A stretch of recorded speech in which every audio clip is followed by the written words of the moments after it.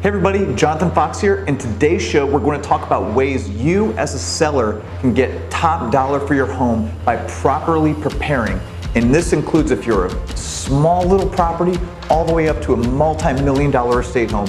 These are tried and true methods that will definitely add value to your sale and ultimately maximize whatever you are supposed to sell for. You're going to get top dollar only by preparing properly.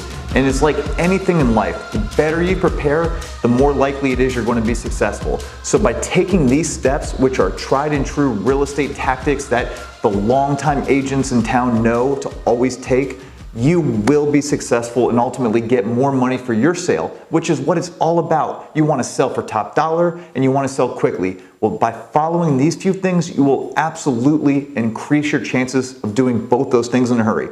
So why don't we jump right in? Number one, I want to talk to you about cleaning, deep cleaning, not just a small superficial cleaning, but I can't tell you how many listings I go into that need to be cleaned properly. So don't skip this first critical step. It is about cleaning, getting your property ready. Number two, you want to declutter, get rid of stuff, purge things.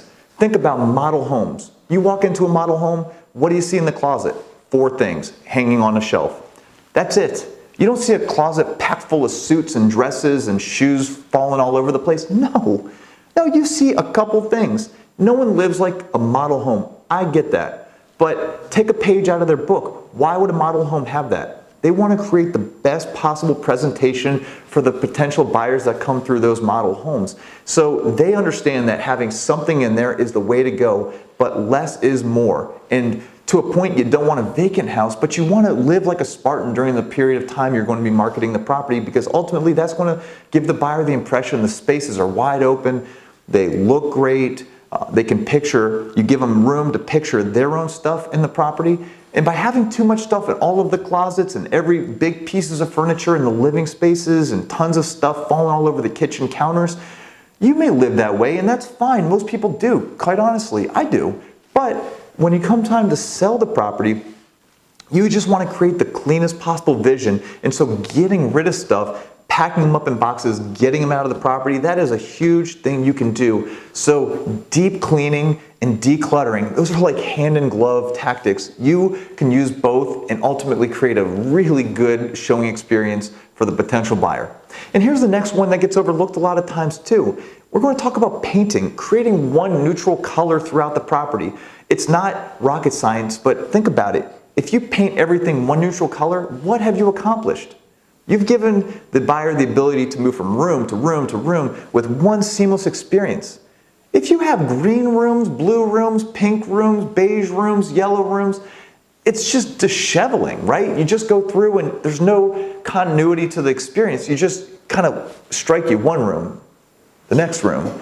And so by painting everything one color, it just eases the buyer to be able to move throughout the property and really enjoy that time they're in there and not worry about breaking from one room to the next. It's just one seamless experience.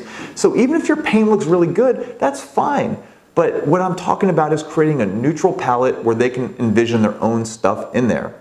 Next thing, folks, make sure your floors are in pristine condition. Much like the walls, people are going to judge how you live, how clean the property is, what feelings they have towards how the floors end up looking, right? So if it's old carpet, you want new carpet there. You just do. It just goes a lot further. And I don't think that needs much explanation. If you go to a home and you see stains on the carpets or just this kind of nasty color, what's your first impression? Not that, oh, they must have lived there for 10 years and I should probably change the carpets. No, they don't really live that clean. Do I want to live in their property that they've kind of lived ruggedly in? No, you don't want to give them any doubt. New carpets, that's the way to go. And if you have wood floors and they're scratched up, faded, the sun has faded them, your furniture has been dragged all over the place, what's the best thing you can do? Just sand them down and refinish them, ultimately creating a really nice new look to your floors. Not replacing them necessarily, but popping them back to life.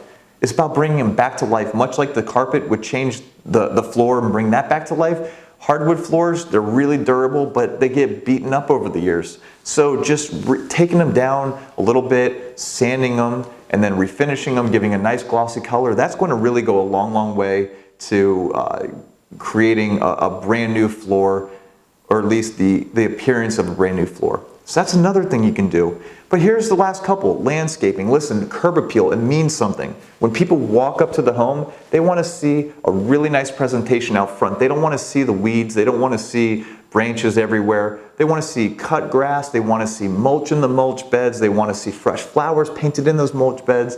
I mean, think about it. These are common sense things, but they build the warm fuzzies as people are walking up to the property. And this is true for the $100,000 home and the $10 million home. Everyone wants the warm fuzzies because your buyer is meeting you and your demographic wherever you are. And everyone has standards here. So you want to create that pleasant experience walking up to the property so when they open the door, they can then appreciate what you've done on the inside. It all makes sense, right? And the last thing, you want to make sure that everything is fixed in good condition. Get a handyman through there to make sure everything's in pristine condition so they won't have any objections or find anything wrong with the property as they're in there. So these are things you can do to add value to your next transaction, and I hope you take them all seriously because I promise you they work. I've seen them work for a long, long time in real estate. Until the next episode.